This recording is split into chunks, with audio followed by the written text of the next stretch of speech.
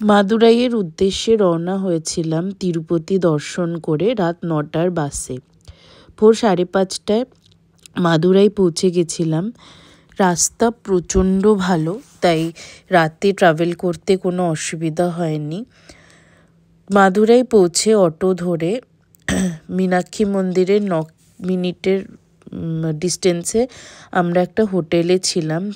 আর ওখানে গেলে আগে থেকে কোনো হোটেল বুক করে যাওয়ার কোনো দরকারই নেই। ওখানে অসংখ্য হোটেল আছে মন্দিরের আশেপাশে। তারপর হোটেল থেকে ফ্রেশন আপ হয়ে লাঞ্চ করে গেছিলাম মীনাক্ষী মন্দির দেখতে।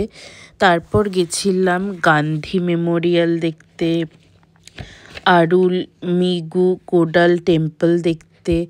এইসব দেখে তারপর মাদুরাইয়ে অটো করেই আপনারা সাইট সিন দেখতে পারবেন, কোনো অসুবিধা নেই।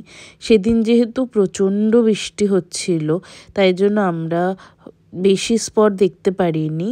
কিছু স্পট দেখেই মাদুরাই মার্কেটে চলে এসেছিলাম কাঞ্জিভরম কিনতে। আপনারা যদি কাঞ্জিভরম কিনতে চান তাহলে মাদুরাই থেকেই কিনুন, কারণ মাদুরাইতে প্রচণ্ড ভালো আর কম দামে